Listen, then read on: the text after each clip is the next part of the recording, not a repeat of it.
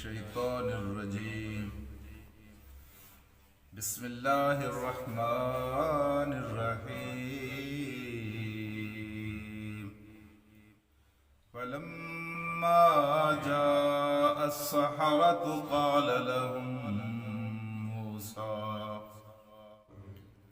ألقوا ما أنتم ملقون فلما ألقوا قال موسى ما جئتم به السحر إن الله سيبطله إن الله لا يصلح عمل المفسدين صدق الله العلي العظيم. رفقائے محترم، آپ نے دیکھا ہوگا کہ جب کبھی دو پہلوان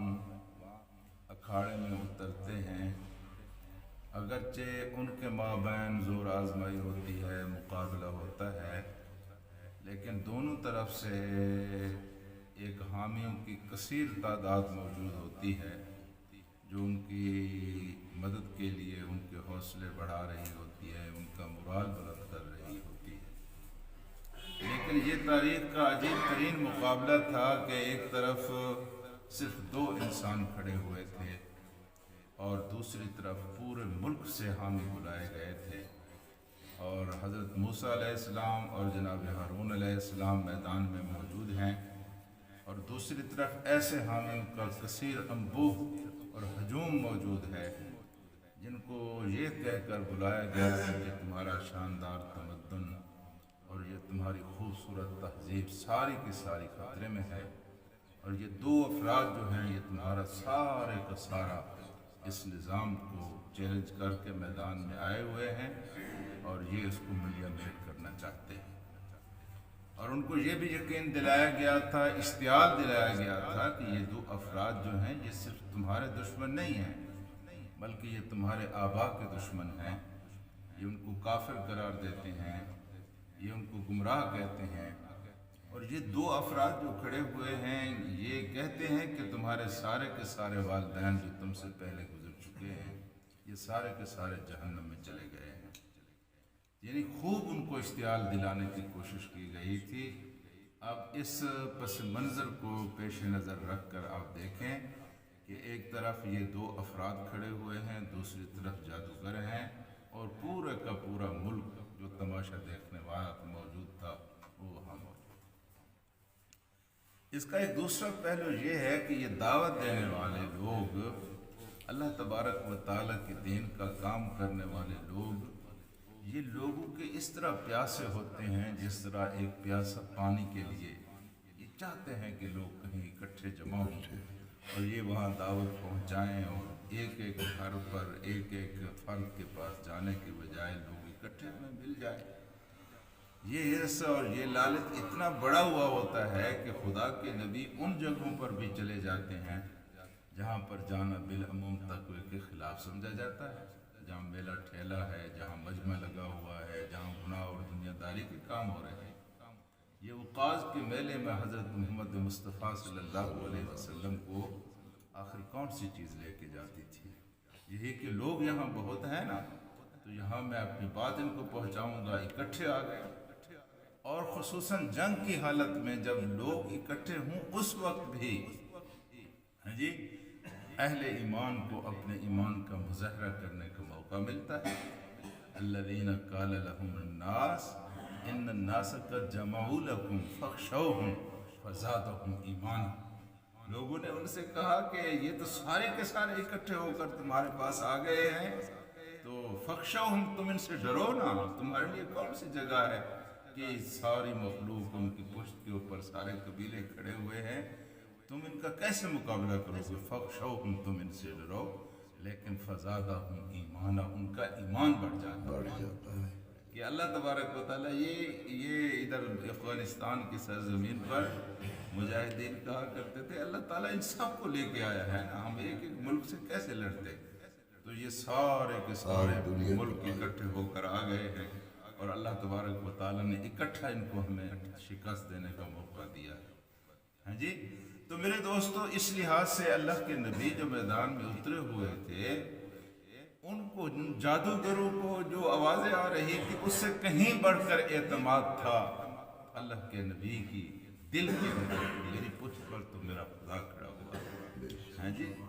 اس لیے انہوں نے کیا کہا، وقال فرعون، جب فرعون نے کہا کہ سارے جادوگروں کو لے آؤ، اور فلما جاء السحرہ، اور جب سارے کے سارے جادوگر آ گئے، قال لهم موسیٰ القوا، تو حضرت موسیٰ علیہ السلام نے کہا ڈالو نا۔ اب یہاں متکلمین ایک مسئلہ اٹھاتے ہیں کہ حضرت موسیٰ علیہ السلام کو تو پتہ تھا یہ باطل ہے، کیا کسی آدمی کو اس بات کا حق حاصل ہے کہ وہ باطل کو دعوت دے کہ تم پہلے باطل کا مظاہرہ کرو؟ ہاں جی، نبی کو تو نہیں کہنا چاہیے۔ یہی وجہ تھی کہ یہ معتزلہ جو تھے، ان کے ساتھ جب بحث ہوتی تھی، حضرت امام ابو حنیفہ ان کے سامنے بیٹھتے تھے تو آپ بالکل چپ ہو کر بیٹھ جاتے تھے۔ ابو الحسن اشعری کے بڑے مناظرے ہوئے ہیں، وہ بھی چپ ہو کر بیٹھ جاتے تھے۔ کسی نے ان سے پوچھا کہ آپ چپ ہو کر پہلے بولتے کیوں نہیں ہیں؟ انہوں نے کہا میں اس لیے نہیں بولتا کہ ان کے پاس باطل ہے، اور میں چپ ہو کر اس لیے بیٹھتا ہوں کہ یہ بات کریں گے، اس کے جواب میں بات کروں گا۔ میں از خود بات چھیڑ کر دراصل اپنے علم کی اور اپنی برتری کی خواہش جو نفس کے اندر موجود ہوتی ہے، میں اس کو دبانا چاہتا ہوں۔ ہاں جی، تو حضرت موسیٰ علیہ السلام نے تو اس لیے ان سے کہا کہ ان کے دل میں کوئی حسرت نہ رہے، ڈالو نا جو کچھ تمہارے پاس موجود ہے۔ جادوگروں سے کہا تو ڈالو، تو جب انہوں نے ڈالا، قال لهم موسیٰ القوا ما انتم ملقون، جو کچھ تم ڈالنا چاہتے ہو ڈالو۔ تو فلما القوا، جب انہوں نے ڈالا، قال موسیٰ ما جئتم به السحر، تو حضرت موسیٰ علیہ السلام نے کہا کہ تم نہیں لے آئے ہو، اگر لے آئے ہو یہ تو جادو ہے، تو جادو حرام ہے نا جی، جادو تو حرام ہے، جادو کے علم کو حاصل کرنا حرام ہے، بلکہ کچھ لوگوں نے اس کو کفر تک کہا، یہ کفر ہے۔ حضرت حفصہ رضی اللہ تعالی عنہ پر جادو کیا گیا تھا، اور پھر جادوگر کو پتہ بھی چل گیا تھا کہ فلاں انسان نے جادو کیا ہے، تو اس کو قتل کرا دیا گیا تھا اس جادوگر کو، یہ اس قدر حرمت والا۔ تو حضرت موسیٰ علیہ السلام نے ان سے کہا کہ تو ڈالو نا جو کچھ تم ڈالنا چاہتے، ما جئتم به السحر، تم نہیں لے آئے ہو، اگر تم لے آئے ہو تو کس چیز کو لے آئے ہو؟ سحر کو لے آئے ہو، تم جادو کو لے آئے ہو۔ اگر آپ نے پیچھے کہیں ہم نے پڑھا ہے کہ حضرت موسیٰ علیہ السلام نے ان سے کہا تھا السحر ھذا، اے خدا کے بندو یہ تمہیں جادو نظر آتا ہے جو میں تمہیں دکھا رہا ہوں؟ یہ اس کا جواب ہے، وہ جادو نہیں تھا یار، یہ جادو ہے۔ السحر ھذا، وہاں کہا گیا تھا کیا یہ جادو ہے جو میں حق تمہارے سامنے پیش کر رہا ہوں، کیا یہ جادو ہے؟ یہاں فرمایا کہ یہ ہے جادو، وہ جادو نہیں تھا، یہ جادو ہے۔ یہ جو تم لاٹھیاں لے کر آئے ہو، رسیاں لے کر آئے ہو، تم نے میدان میں ان کو پھینکا ہے اور یہ سانپ کی صورت اختیار کر گئی ہے، دراصل یہ جادو ہے، وہ جادو نہیں تھا، تو جادو لے کے آئے ہو۔ اگر تم جادو لے کر ان اللہ سیبطلہ، وقت تھوڑا نہیں گزرے گا، ابھی ابھی تھوڑا سا وقت گزرے گا، اللہ اس کو باطل کر دے گا، تمہارے اس پکھڑ کو، تمہارے اس